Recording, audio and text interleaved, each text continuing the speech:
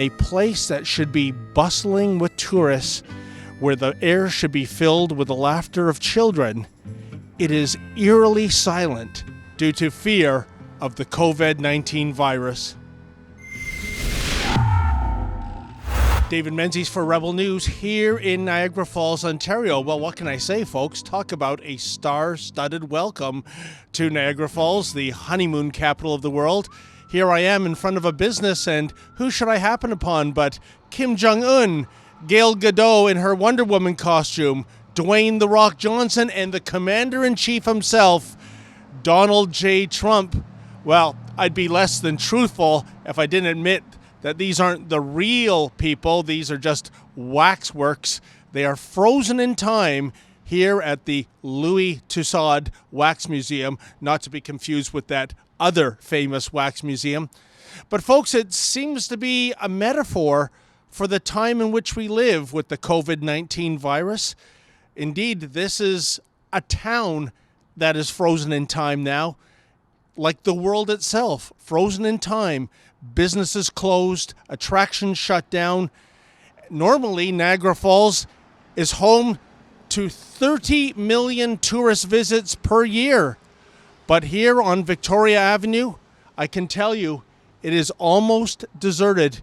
I'm going to be heading over to the epicenter of the tourist district here in Niagara. That would be Clifton Hill. But such is the world we live in now as we struggle with the coronavirus.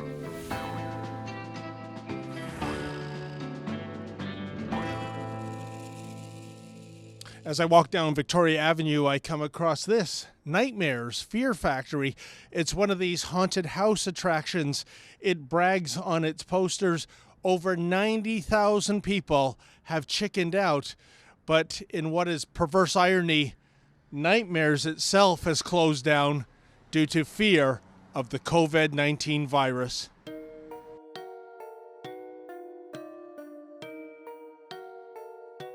Well, as you can see behind me, folks, Victoria Avenue, it's deserted. It's funny, every once in a while a souped-up muscle car like a Challenger or a Mustang or a Camaro will come screaming down here using Victoria Avenue as a drag strip. But on any given day, under normal circumstances, Victoria Avenue is chock-a-block with minivans and SUVs, tourists hoping to take in the attractions of Niagara Falls. Well, I'm now standing atop Clifton Hill in front of Ripley's Believe It or Not moving theater. And it's an apropos title, wouldn't you say, folks? Even a month ago, 2 months ago, if you were told that you'd be living in a world that is almost entirely shut down, would you believe it?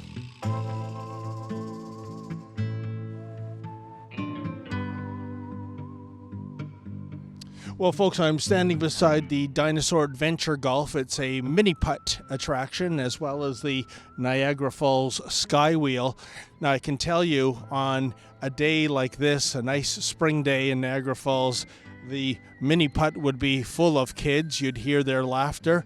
Instead, it's empty.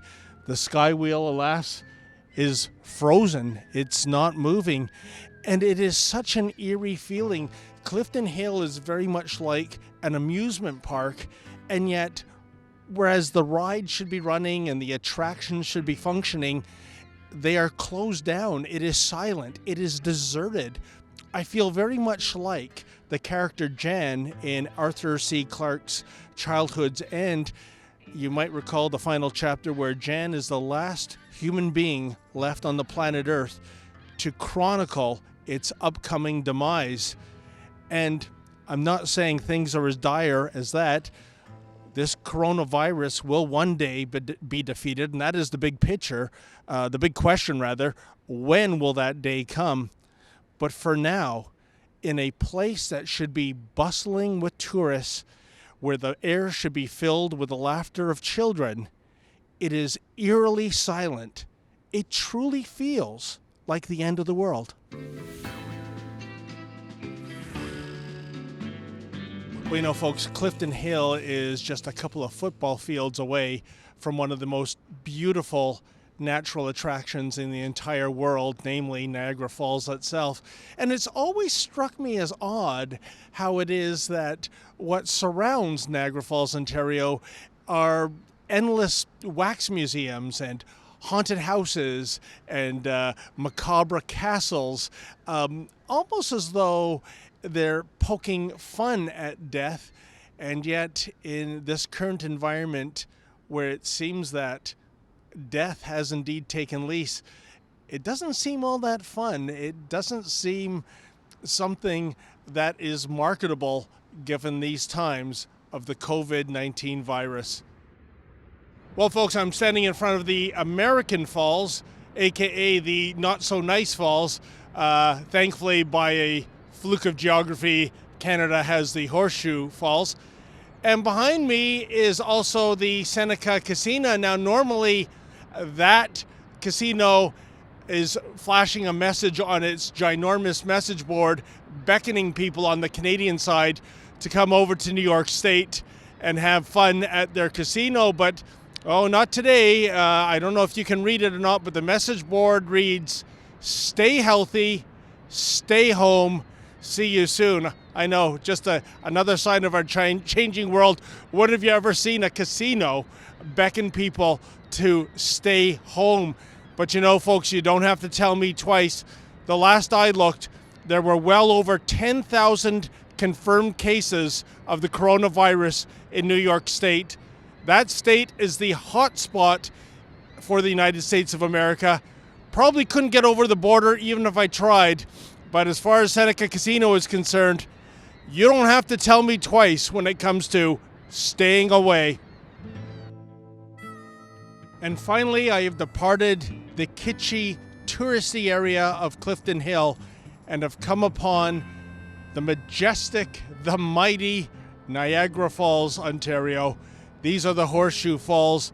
And you know, in fairness, folks, I should say that a preponderance of cheesiness shouldn't really be too surprising in this neck of the woods. The drawing power of Niagara Falls has always served as a beacon to, quote, heroes and villains, eccentrics and daredevils, scientists and power brokers, artists and charlatans, end quote. That's what Pierre Berton wrote in his fascinating 1992 book, Niagara, A History of the Falls. And Berton argues that for centuries, entrepreneurs of very dodgy backgrounds were attracted to the falls like so many ants to an open jam jar. Given the falls' tourism drawing power, there was always a buck or three to be made in these parts, often through very dubious methods. In fact, folks, an event that forever cemented Niagara's place as a tourist trapping mecca took place on September 8th, 1827. That's when a pair of thinking outside the box gentlemen came up with the brilliant idea of sending an old merchant ship over the falls carrying a cargo of, wait for it, live animals. The passenger manifest consisted of dogs, geese, bears, foxes, and a buffalo. The promoters had also promised panthers, wildcats, and wolves, but those exotic critters never did materialize. In any event, by some accounts, up to 30,000 boisterous spectators were on hand to witness the unmanned Michigan embark upon its final run that day. This was, after all, long before reality TV and that animal rights group known as PETA. The animal-laden voyage of the Michigan went pretty much as one would expect. This makeshift Noah's Ark broke into pieces in the rapids before the flotsam and jetsam and animals finally plunged over the precipice of the Horseshoe Falls. For the record, a single goose survived. Yet even so, due to the incredible attention this gruesome stunt received, a sight that was surely far more macabre than Tony the Tongue doing his shtick down at Screamers, the outright exploitation of the falls began in earnest. As Pierre Berton notes, quote, the results of the Michigan stunt exceeded the promoters' wildest dreams. So much liquor and beer were consumed in the taverns and hotels that the entire stock was drunk up before half the crowd was accommodated. The message was clear. The falls was not simply a static spectacle to be gazed upon and admired. Now it could be used. End quote. All of which might explain, folks, why Niagara Falls today is what it is, with the plethora of haunted houses and waxworks and bizarre attractions. This is a tourist trap like no other in Canada. Today, it is virtually deserted, but on a given year, about 30 million visitors come to the falls. We are right now living in dark times. The coronavirus has managed to close everything down, but the falls are eternal. Sooner or later, normalcy will return here to Niagara Falls and indeed to the entire world.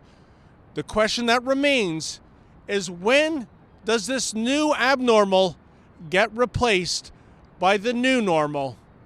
We'll only have to wait and see. For Rebel News, I'm David the Menzoid Menzies. Hey folks, unlike the media party, we don't receive a single nickel from the Justin Trudeau Liberals, nor would we accept it if it were offered.